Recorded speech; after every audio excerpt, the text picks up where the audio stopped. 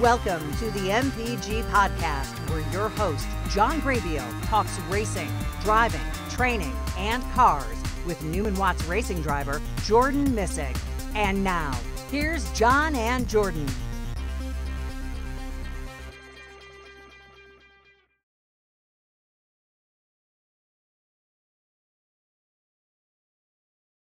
Jordan Missig, welcome to the MPG podcast, July 22nd, 2020. You are live at the MPG garage at the Audubon Country Club in Joliet, Illinois.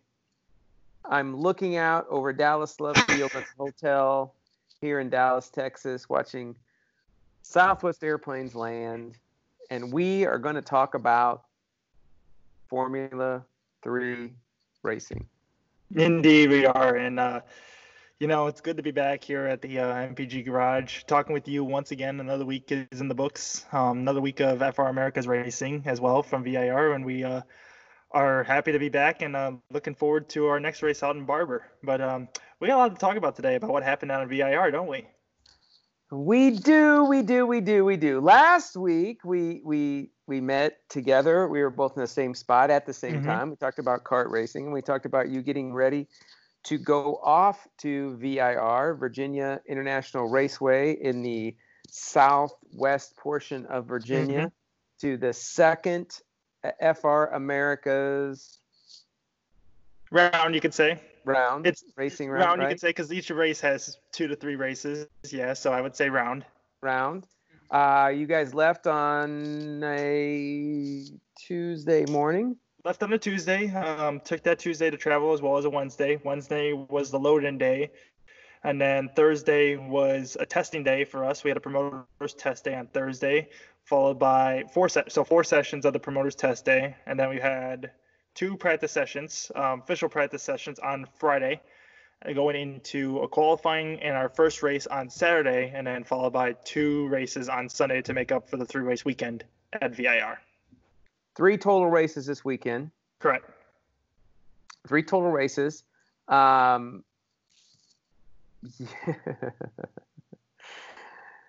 We were watching what was going on. We were there at the Audubon Country Club, where you are located now. We were there racing all weekend in the local club racing. And yes, many of us were watching exactly what was going on in VIR with bated breath, we shall say. Friday, pretty fast, right? Friday was actually the slower day for us. Oh my gosh. So we had our promoter's test day. We felt like we came off the truck pretty good with our cars. I think we were both. There was no timing being scored, but we want to say we were within the top 5 for sure.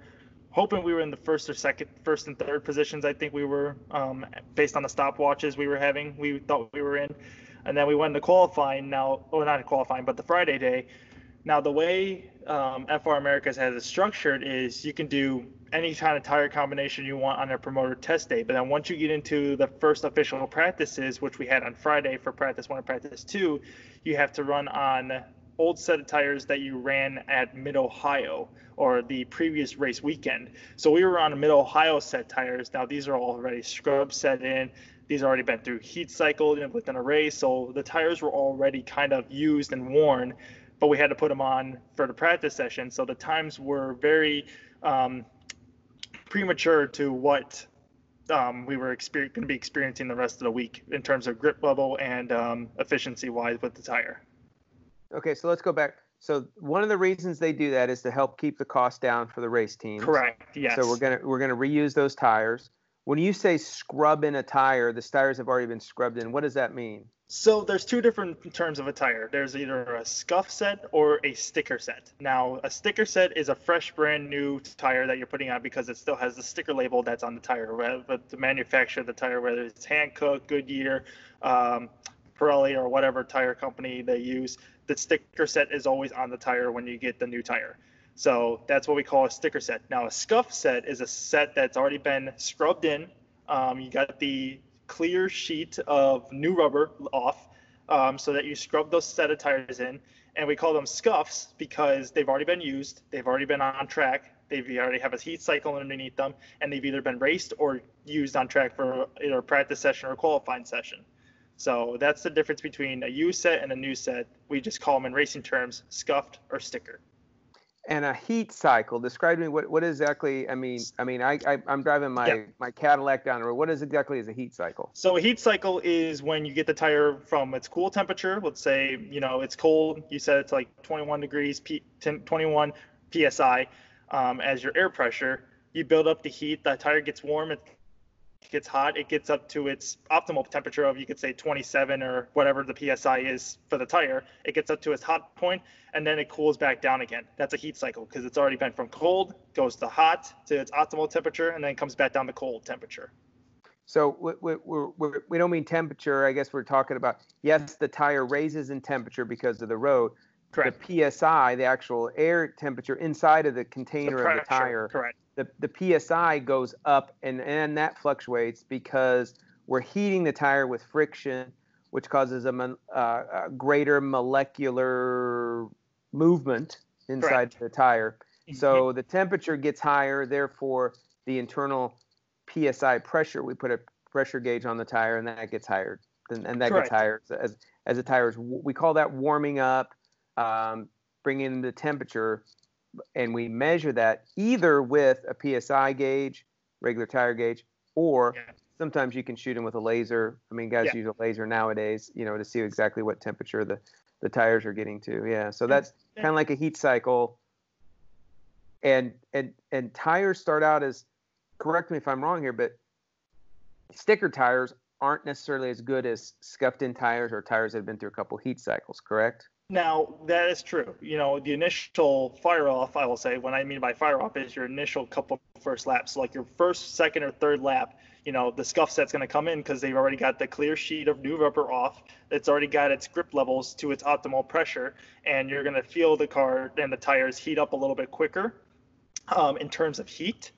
And they'll want to grip to the track a little bit easier on your first couple laps. Now, the new tires will come into play eventually. Maybe like your fifth, sixth, or seventh lap, the tires will start to come in because then you get that clear sheet of new rubber. It starts to come off, and then the pressure inside the tire starts to build up. It starts to get heat, and then next thing you know, you're almost getting to the point of that scuffed tire to where it's reaching its optimal temperature and its optimal performance, to where now the new rubber is coming into play and it's taking over to where it will overlap and be better than the scuff set.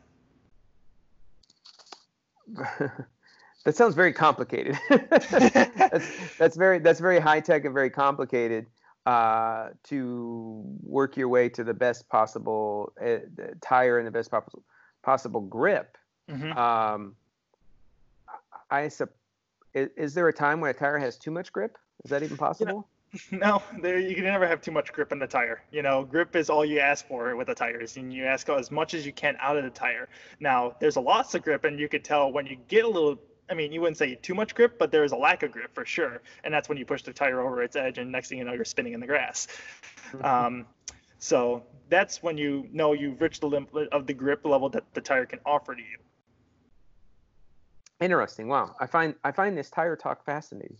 Yeah. So, and I could get into more of it as well. But one thing I will touch on is that it's important for us when we get to a race weekend, especially a qualifying session, for when we do go on to new tires, for us to try to put in as best of a lap as we can early on, based on what can happen throughout a session. If something happens or a red flag happens, and the next thing you know, the session could be over or whatnot. So it's very crucial for us to try to put in as fast of a lap as we can within the first couple laps. And it's very hard to do that, especially when you don't have the grip level that you would like out of the tire within the first 3 or 4 laps. Interesting. So yeah, you're going out there, so you're qualifying. How long is a qualifying session that you're trying to do? Our qualifying session was 30 minutes out here at VIR. Now that's plenty of time to get a bunch of laps in. But when you're at a track like VIR, which is 3.29 miles, you're covering a lot of track really quickly. So within 10 laps, you've already covered at least 30, maybe 40 miles worth of track. So you're putting a lot of mileage on these tires in a short amount of time. So, tire wear starts to come into play, tire mileage and management starts to come into play, to where how many laps do we want to do to understand, and to where, do we continue to push the tires, or do we decided to just call it quits no matter where we're at. So when you say push the tires, does that mean trying to get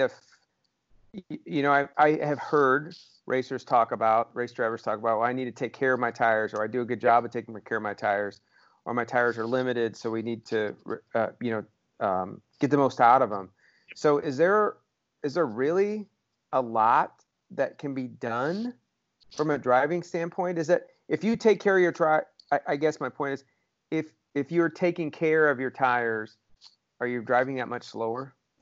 No, not necessarily. So we mean by taking care of our tires is you try not to get a lot of debris on them, or trying to, what we say, when you go into a corner and you lock them up, you're abusing the tire when you lock them up. You don't want to flat spot the tires. You don't want to cause any damage to possibly the tire.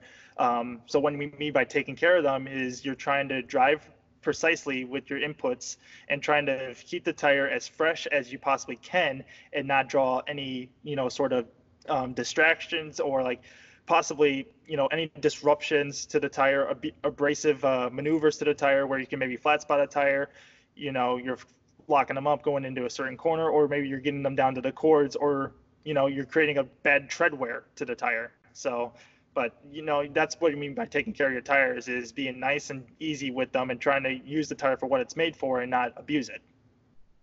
I see. Okay. So, back to qualifying. Yes. So you qualify on Saturday for the race on Saturday, or did you qualify on Friday for the race on Saturday? Qualified on Saturday for the race one on Saturday, yes. Okay, so the first race on Saturday, you went pretty fast. Yeah. We were running around P8 or P7, or I want to say somewhere in the mid-pack, and then my team manager Brian came over the radio and told me a lap time that what the leaders were running, and at the time it was a 44.2, 44.1 or something, and I came across the line, I put a 44.0 down, and I'm thinking, oh, that might be good enough for pole and everything, and for a minute I was on pole. Then eventually the two guys who were ahead of me did overlap me, and we were running like a 44.4, 44.6, something. They went a little bit faster than me, but then we had a red flag come out, who was actually for the second place guy, which in the rules, if you bring out a yellow or a red to stop the session, your fastest lap gets taken away. And they revert back to your second fastest lap. So since he brought out the session, they took his fastest lap away, and he ended up putting down, I want to say, the second fastest lap, but he got a penalty assessed to him where he had a 3-spot grid penalty, so he ended up starting 5th, which promoted us from 3rd to 2nd to the starting grid of the first race. Second, so when you say a 44-second lap, you're going almost 1 minute 44 seconds. 1 minute 44. You're covering 3 miles? I think it's 3.29 miles, yeah. 3.29 miles in a minute and 44 seconds. Yeah, for qualifying. Holy cow. That's moving. That is moving. Wow. So you're on the outside of the pole starting the first race. Yeah. Wow, that's fantastic. That's fantastic. How was it starting in the front? I mean, this is only your second race, and you're already in the front row. It was a view I was used to in radicals. It was not a view I was used to when driving Formula cars, I will say. But what I mean. Your second Formula race, you're already in the front row. That's amazing. A little bit of nervous energy going in. I ended up on the start. I didn't get too bad of a start. Got a little bit of wheel spin, but not as bad as what I did at Mid-Ohio. But the guy next to me, Nicky Hayes, got a heck of a start on me and was side by side with me going into turn 1. So, he wanted the second place badly, and I wanted just a little bit more than he did, and was able to wrestle him for the second spot and continue on our way with that. But as the race unfolded, Joshua Carr, who's the guy who was second in qualifying but unfortunately went off, he managed to make his way back up the field from 5th all the way up to 2nd to where we had a safety car, and then he was putting a lot of pressure on me. I ended up making a little bit of a mistake, gave him the door, and I was going to fight back to get back to him. Was on his tail, about to pass him again, but then another safety car came out, and I just couldn't keep up with him once we got back going after the second restart. So, it was an eventful day for us. It was very pleasing to see us be able to run up front with these fast guys in only my third race, I want to say. in this series. So I was really happy with the skill level that I was able to put on and performance I was able to put and come home third for our first podium of the season. Yeah, so second race weekend, third or fourth race. Did you have 3 races the first weekend? We had 2 races the first weekend. So it was our third race of the season. Third race of the season, second actual race track weekend, and you're already on the front of the line, and you come in for a podium finish, number 3 on that first race. Absolutely amazing. That's got to be a confidence builder. That's got to really sink in to say, hey, you know what? I am here. I am in the right spot, and I can do something.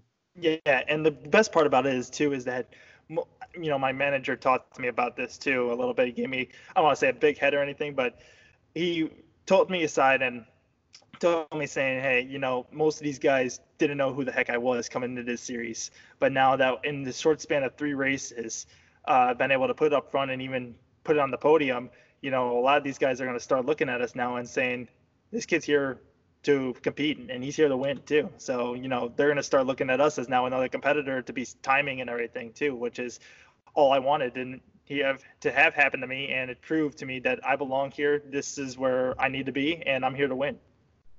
Wow. Yeah. And so Saturday, big high, we were cheering for you back home there. We were super excited. When I got the text and we got the Facebook posts and we were all watching Jordan Missig Racing and all the social media aspects of that. We were pretty excited. Good. No, I mean, everybody was excited too, from the team all the way back to the guys here as well. I was getting phone calls and my phone was lighting up the whole rest of the day with notifications and everything of congratulations comments and everything like that. So I was very happy, very thankful for everyone and all the support that everyone's given me so far. And, I'm looking to continue to strive and do better and make everyone else happy as well as myself. Outstanding. 2 more races on Sunday. Not podium finishes, but no. They were struggling a little bit in there, I understand, right? Yeah, struggling just a little bit of off-track excursions I had a little bit, but they're all learning moments. We're still very new to this car, learning all the aspects. But if you're not spinning, you know what they say, if you're not spinning, you're not pushing the limits at all. Right, so, we're trying as really hard as we can to work on our consistency a little bit and work on where the limits are with this car. But definitely in the third race, especially running in, I want to say the 5th position, ended up going for a spin, falling back to, I want to say, the 13th or 12th or 13th spot, and then fighting all the way back to an 8th place finish. That just proves the fight that no matter if you knock me down, I'm still going to try to fight my way back up to the front with as much time as I have left. So, and it was really cool because I was able to perform a really awesome maneuver. My team manager actually just pulled the video cards and looked at it and he said, that was one heck of a move actually that I pulled. So what I did was coming in through turns 10, 11, and on the Oak Tree. If those of you familiar with VIR, it's a double right-hander, but it's a slow technical corner. So I had 3 guys in front of me, and I was trying to get as much a good run as I can, and I timed it nice to where I was able to get to the inside of both of them and then just throw it in on the third guy to where I got 3 people in a span of 2 corners on the last lap to promote myself from 11th to 8th. Wow. Fantastic. So another race weekend coming up. Yes. This next weekend. Where are you off to? So it's July 22nd. You're leaving next. So you have this weekend off. Yep. This weekend's off. I will be leaving next Tuesday, I believe. Next Tuesday, going down to Barber Motorsports Park down in Birmingham, Alabama, for round 3, races 6, 7, and 8, I want to say. Mm-hmm. So the schedule just got released today. It's a tentative schedule, so I don't know if it's official as we get down to Barber. But as of now, we're shown that we have 2 practice sessions on Friday, qualifying in race 1 on Saturday, and then race 2 and 3 on Sunday. Wow. Very, very, very big race. We have the Graybill family here. We'll be over racing where we raced together last year at the Brickyard for a giant, massive go-kart race over in Indianapolis. Huge kart race over there, yes. Yeah, we're gonna miss you definitely over there, but we are gonna be watching everything that goes on with you down down in Alabama. So we wish you the best of luck, and we'll Yeah. try to check in next week and talk a little bit and see how the race preparations are going.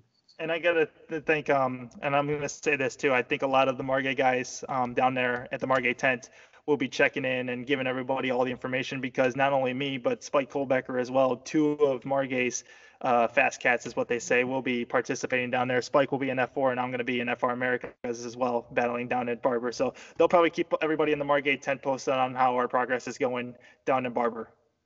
All right. Well, fantastic, Jordan. Before we leave, as always, go ahead and give a shout out to your sponsors and your supporters there. Yes, indeed. I can't thank everybody enough here at Mystic Performance Group as well, who is able to allow us to produce this podcast week in and week out, for us to be able to talk with each other, chit chat, and produce it out to everybody else, as well as my main sponsors, Audubon Country Club and Kart Circuit Audubon, for joining us on this incredible journey and season here. Can't thank them enough for allowing me to use their facilities, as well as, be a part of our team and enjoy our racing.